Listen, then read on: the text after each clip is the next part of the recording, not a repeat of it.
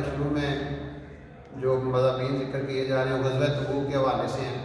غزوہ تبوک میں حضور اکرم صلی اللہ علیہ وسلم نے اعلان کیا کہ شام کی سرحد پہ جانا ہے، وہاں پہ لشکر آ رہا ہے شامیوں کا، تو سارے لوگ نکلے۔ اب حالات یہ تھے کہ شدید گرمی تھی اور فصلیں تیار تھیں، بالکل فصل تیار تھی، کھجور ان کی فصل ہوتی تھی سال کی، اس پہ سارے سال کی اکانومی ڈپینڈ کرتی تھی۔ تو اب جو ظاہر ایمان والے وہ تیار ہو گئے، اور کچھ لوگ جو منافقین تھے وہ کہتے تھے لا تنفروا فی الحر، کہ بڑی شدید گرمی ہے، بڑی شدید، نہ نکلو، تمہارا نکل تو ہم مروا دیں گے گرمی میں۔ تو اللہ تعالیٰ نے کہا کل نار جہنم اشد حرا، ان کو بتاؤ دوزخ کی آگ اس دنیا کی آگ سے بہت زیادہ تیز ہے۔ کہتے ہیں کہ 70 گنا زیادہ ہے دوزخ کی آگ، 70 گنا، اور 1000 سال تک اس کو جلایا گیا تو ریڈ ہوگی، سرخ ہوگی، پھر 1000 سال تک جلایا گیا پھر وائٹ ہوگی، پھر 1000 سال تک اس کو جلایا گیا، اب اس کا رنگ سرخ سیاہ ہے۔ اور کہتے ہیں ایک جگہ پہ 1,00,000 افراد دوزخی آ کے صرف سانس لے لینا تو کیا ہوگا، ساری وہ جگہ بھی جل جائے گی، وہ بندے بھی مر جائیں گے۔ تو یہ دوزخ کی آگ ہے۔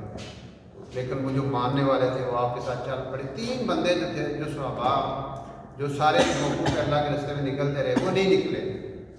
تو پھر ان کے حوالے سے بھی واقعہ بتایا جا رہا ہے کہ اللہ کے نبی علیہ السلام واپسی پہ ان میں کہا، پھر معلوم بھی تھی اور بھی 2 صحابہ تھے، تو واپسی پہ جب آئے ہیں تو آپ نے ان کا بائیکاٹ کر دیا۔ یعنی آپ اندازہ لگائیں کہ اللہ کے راستے میں نکلنا اتنا ضروری ہے کہ اللہ کے رسول بائیکاٹ کر رہے ہیں، اور 50 دن تک بائیکاٹ کیا انہوں نے۔ تفصیلی واقعہ آپ تفصیل سے پڑھ لیجیے گا سورۃ توبہ کی تفصیل میں، تو آپ اندازہ لگائیں کہ حضور سے کتنی محبت کرتے تھے وہ لوگ، تو کیا ان پہ گزرتی ہوگی۔ لیکن انہوں نے توبہ کر لی، اللہ سے معافی مانگی، روتے رہے مسلسل۔ پھر اللہ تعالیٰ نے ذکر کیا، ان کی توبہ کا بھی ذکر کیا، وَلَلثَّلَاثَةُ الَّذِينَ خُلِّفُوا حَتَّىٰ إِذَا ضَاقَتْ عَلَيْهِمُ الْأَرْضُ بِمَا رَحُبَتْ وَضَاقَتْ عَلَيْهِمْ أَنفُسُهُمْ وَظَنُّوا أَن لَّا مَلْجَأَ مِنَ اللَّهِ إِلَّا إِلَيْهِ ثُمَّ تَابَ عَلَيْهِمْ لِيَتُوبُوا إِنَّ اللَّهَ هُوَ التَّوَّابُ الرَّحِيمُ، کہ اللہ نے ان کو معاف کر دیا۔ انہیں اس وجہ سے انہوں نے اللہ سے معافی مانگی، اور وجہ کیا بتائی کہ وہ رہ گئے، وہ 3 بندے رہ گئے تھے۔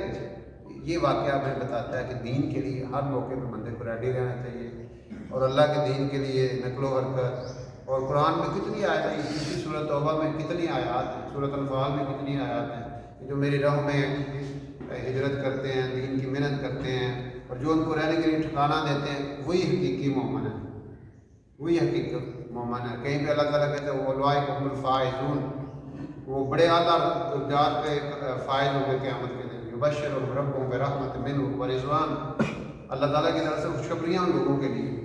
پھر آگے سورہ یونس کا ایک واقعہ ہے، سورہ یونس حضرت یونس علیہ السلام کے نام پہ ہے، نبی ہوئے ہیں، 1,00,000 افراد کی طرف ان کو نبی بنا کے بھیجا گیا۔ واقعہ یوں ہوا کہ انہوں نے دعوت دیتے رہے، لیکن اکثر آپ کو پتہ ہے قومیں مانتی نہیں ہیں۔ پوری تاریخ انسانی اس بات کی گواہ ہے کہ انبیاء آتے ہیں، محنت کرتے ہیں، لیکن اکثر قومیں اکثریت نہیں مانتی۔ اب وہ یونس علیہ السلام جو ہے اللہ کے حکم کے بغیر، ابھی اللہ نے ان کو حکم نہیں دیا تھا کہ آپ بستی کو چھوڑ دیں، تو وہ آپ یوں کہہ رہے ہیں کہ مایوس ہو گئے یا جلد بازی میں اس جگہ کو چھوڑ دیا اور وہاں سے نکل گئے۔ تو اس قوم کی اللہ نے تعریف کی۔ اب یہ نبی تو نکل کے، اوپر سے اللہ کا عذاب آ گیا۔ جب اس قوم نے دیکھا نا کہ عذاب آ گیا تو فوراً سجدے میں گئے، باہر نکل کے، مرد گیا، عورتیں گیا، بچے گیا، سارے جناب اللہ تعالیٰ کے سامنے سر بے سجود ہو گئے اور اللہ سے معافی مانگی کہ اللہ ہمیں معاف کر دیں، ہم سے غلطی ہو گئی ہے۔ نبی بھی آپ کے چلے گئے ہیں۔ تو قرآن نے اس قوم کی تعریف کی ہے کہ یہ واحد قوم ہے جس نے توبہ کی، اللہ نے توبہ کی، قبول کی، عذاب واپس چلا گیا۔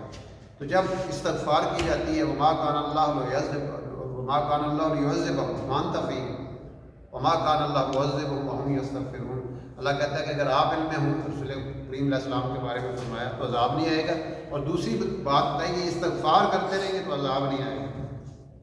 اس لیے استغفار کثرت سے کرنے سے اللہ تعالیٰ کی طرف سے آئے ہوئے عذاب جو ہے نا وہ واپس چلے جاتے ہیں۔ اچھا، 3 قسم کے لوگوں کی وجہ سے نا ایک حدیث میں آتا ہے کہ اللہ کے عذاب واپس چلے جاتے ہیں۔ نمبر 1 وہ لوگ جو آپس میں صرف اللہ کے لیے محبت کرتے ہیں اور کوئی نسبت نہیں ہوتی بیچ میں۔ دوسرے وہ لوگ جو مسجدوں کو آباد کرنے والے ہوتے ہیں۔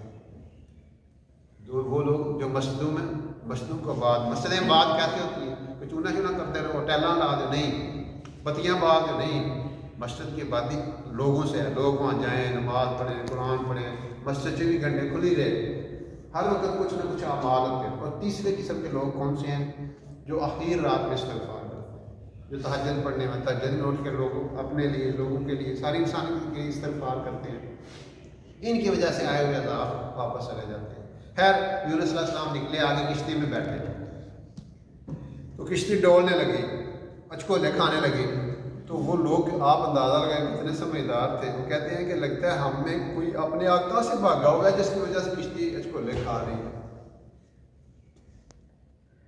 یعنی آپ اندازہ لگائیں اتنے سمجھدار لوگ، آج امت پوری کی کشتی اچکولے کھا رہی ہے، ہم پریشان ہیں، وجہ ابھی کوئی کہتا ہے یہ مسئلہ ہے اس وجہ سے ہم پیچھے ہیں، کوئی کہتا ہے اس وجہ، یہ کوئی نہیں سوچتا کہ ہم اللہ سے بھاگے ہوئے ہیں، ہم اللہ کے دین سے دور ہیں، ہم اللہ کے حکموں کے خلاف زندگی گزار رہے ہیں، ہم اللہ کے رسول کی زندگی کے خلاف زندگی گزار رہے ہیں، اس وجہ سے امت کی کشتی اچکولے کھا رہی ہے۔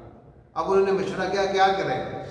تو انہوں نے کہا جی قرآن دادی کرو سارے مسافرات دی، جیڑا جہاں نہ ہوتا ہے وہ سمندر میں ساڑ دے تاکہ کشتی سے بچ جائے۔